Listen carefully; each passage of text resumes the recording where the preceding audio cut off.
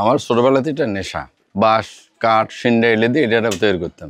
এটা দিয়ে মহাবিশ্বের যত গ্রহ উপগ্রহ উল্কাপিণ্ড কিভাবে তারা ঘটতেছেন, আমি তো এটা দিয়ে সবকিছু দেখছি একবার। আর একটা ছোট আছে, ওটা দিয়ে করছি আমি। এটা হলো একেবারে দূরের, মানে আপনার লক্ষ লক্ষ কিলোমিটার দূর। আর এটা হলো মনে করেন লক্ষর নিচে হইতে পারে, লক্ষ টার্গেট হইতে পারে, 1000 হইতে পারে। আর এটা হলো সবচেয়ে বড়। আমি যদি একাই কাজ করি, আমার সময় হলো কি, আমি এই বসলাম একটু কাজ করলাম, রাত জায়গায় 2টা 1:30 2:30 যা লাগে। ওয়ার্কশপে নিয়ে যে ফুটে করি দেন না, কত এই লোহা গেলে ফুটে করা তো আমার যন্ত্রণা। এরপর এটাকে আমি কালার করছি।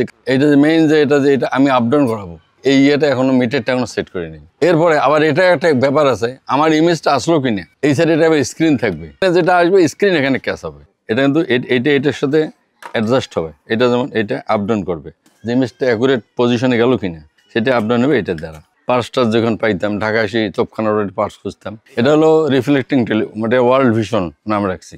এটা সারা গ্রহ উপগ্রহ মহাবিশ্বে কি ঘটতেছে না ঘটছে বোঝার জন্য এবং দেখার জন্য। তো এটা তোমাকে সবাই তো চোখ দিয়ে দেখবে, আমার কথা আমি চোখ দিয়ে দেখবো না, এক এক করে কয়জন দেখবে। আমি এইটাকে আবার এখানে নিয়ে আসবো আন্ডার ফ্ল্যাশে আনার পরে এটা আন্ডার প্রজেকশন, এটা ফিল্ম থাকবে, স্ক্রিন থাকবে, স্ক্রিন ওইটা বাজে পড়বে, তাহলে জনসমুদ্রে সবাই একসঙ্গে দেখতে পাচ্ছে। এটা হলো কম্পাউন্ড মাইক্রোস্কোপ, এটাও কম্পাউন্ড, এটা হলো ইলেকট্রনিক্স, এটাও আমি নিজে বানাইছি। আর এটা হলো রিফ্লেক্টিং টেলিস্কোপ, এটা দিয়ে আমি রাতে টুকটাক কিছু দেখি। ওই সেদিন আমি নাতি নাতনিকে নিয়ে রাতে এদেরকে আমি চাঁদ দেখালাম। তো চাঁদের মধ্যে অনেক বড় বড় গর্ত, তারা বললো গর্তগুলো কিসের, আমি বললাম গর্তগুলো কিসের পরবর্তীতে জানতে পারবে। তাহলে তাদের জানার নেশা থেকে গেল। এরপরে তারা যখন কোনো সময় ওই গর্ত সম্পর্কে জানতে পারবে, তখনও তো মনে করছে দাদু আমাদেরকে বলছিল গর্তের কথা। কলেজ জীবনে সিনেমা দেখি, তখন মনটা বলে যে টাকা পয়সা তো নাই, এত সিনেমা দেখতে টাকা করে পাবো। তখন বাড়িতে এসে সিনেমা মেশিন পড়া শুরু করে দিলাম। আমি বিভিন্ন ভাঙড়ির দোকানে যাইতাম, গিয়ে যেটা আমার ভালো লাগে, যেটা আমার লাগবে কাজে, ওইটা টপ কিনে নিতাম। এটা কিন্তু ডবল প্রজেক্টর, এখানে একটা ফাংশন আছে, আবার এখানে একটা double projector. Robot plus helicopter plus plane আমার তৈরি করতেই হবে।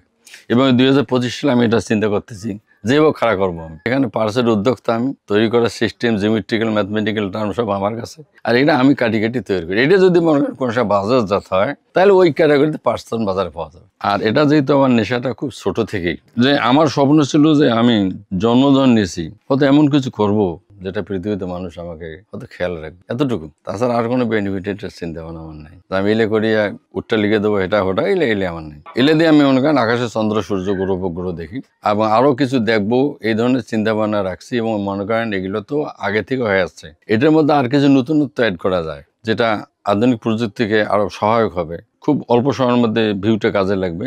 এই জন্য এটা আমরা নতুনত্ব করার পরিকল্পনা আমার আছে।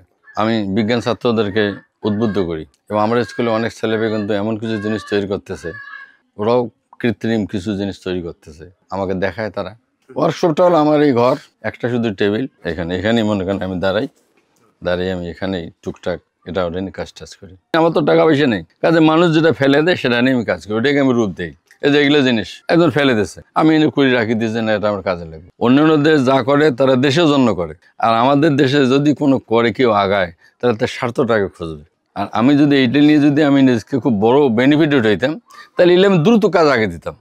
আমার কথা এই ধরনের চিন্তা ভাবনা আমার নেই, হোক ধীরে ধীরে।